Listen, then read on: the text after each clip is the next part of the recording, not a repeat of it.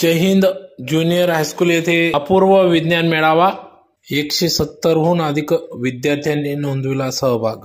आज दिनांक 12 नोव्हेंबर 2025 रोजी सकाळी 10 वाजता या अपूर्व विज्ञान मेळाव्याचे उद्घाटन माजी चेअरमन डॉ. अरुण साळुंखे यांच्या हस्ते करण्यात आले।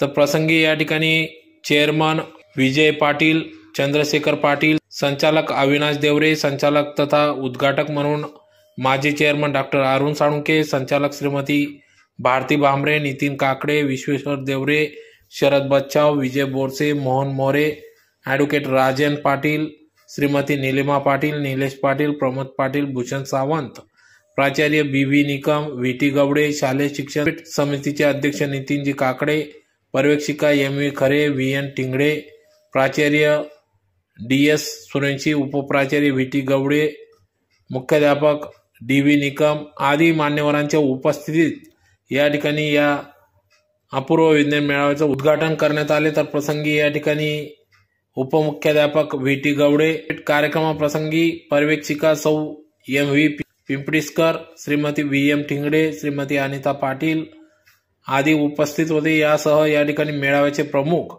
एस.यू. पावरा, ज्येष्ठ शिक्षिका एस.यू. पाटील, सौ वाय.एम. बोरसे, एस.एन.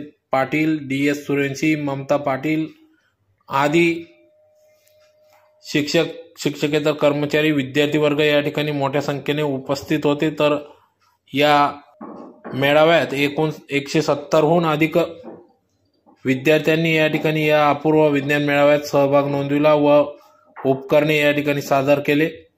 तर विद्यार्थ्यांच्या कलागुणांना वाव मिळावा या उदात्त हेतूने या ठिकाणी या विविध कलाकृतींनी या ठिकाणी विज्ञान उपकरणे विद्यार्थ्यांनी सादर केले।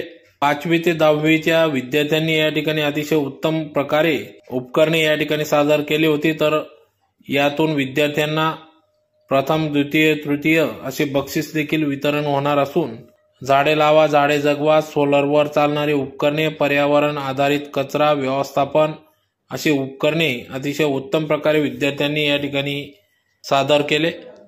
तर अतिशय उत्साहात सदर विज्ञान मेळावा या ठिकाणी पार पडला।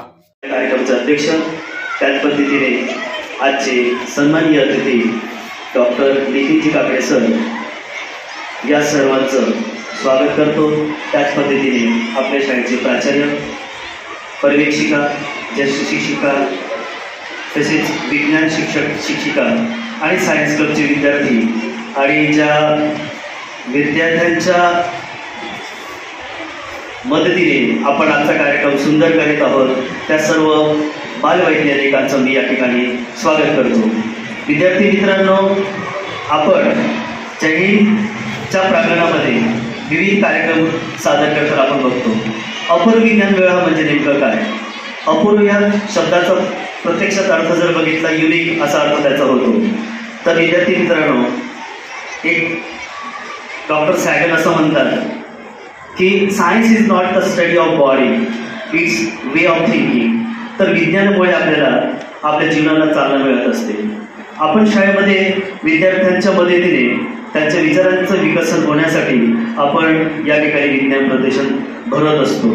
त्यांच्यामध्ये वैज्ञानिक दृष्टिकोन तयार व्हावा आणि त्या वैज्ञानिक दृष्टिकोनातून आपल्या समोर ज्या समस्या निर्माण होतात त्या समस्यांवर त्यांना निवारण करता आलं पाहिजे, उत्तर शोधता आलं पाहिजे। यासाठी आपण त्या विद्यार्थ्यांना प्रेरित करत असतो आणि त्यासाठी आपले शाळा ही मुलांना खूप चांगलं असं व्यासपीठ तयार करून देत असते।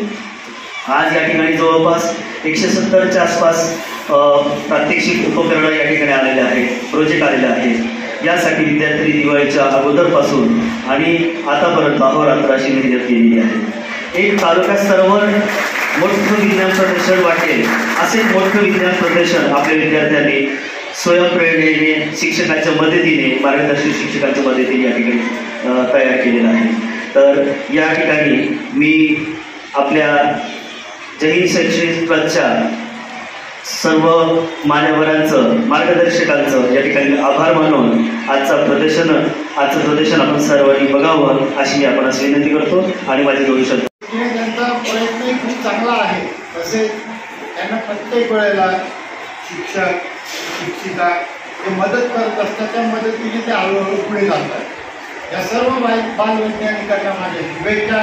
एवढं बोलून विद्यार्थी किंवा बालवैज्ञानिक आणि जे भाग घेत नाही घेणार नाही आणि एकच सांगायचं की आपण वैज्ञानिक दृष्टिकोन पुढे सुरू लागला पाहिजे. दुसऱ्या दृष्टीचं कारण काय कार्यकारण भाव म्हणतो आपण कशामुळे झालं कसं झालं एखादा आपल्याला जाऊ लागतो एखादा आपल्याला मुलाखतीच्या ज्या गोष्टी सांगतात त्यामध्ये किती करेल तर ते बघण्याकरता ती दृष्टी आपण घ्यावं. अशा अंदाज घेऊ नका एका गोष्टी घेऊ नका. एवढं जरी तुम्ही या आपल्या इथल्या कामामध्ये किंवा आपण गावी जातो त्यावेळेला बऱ्याच त्या आपल्या पुस्तक अंदाज केंद्र आधारित असतात. बऱ्याच या पुस्तकाच्या पुस्तकात काय सांगतात अशा गोष्टी लक्षात घेऊ नका. जे डोळ्यासमोर दिसतं जे आपल्याला म्हणजे पटून घेतात त्या गोष्टी लक्षात ठेवा. एवढं सांगून सर्वांचे प्रतिनिधी म्हणून पवार सरांचं या ठिकाणी गुलाब पुष्प दादांनी अभिनंदन करावं अशी त्यांना विनंती.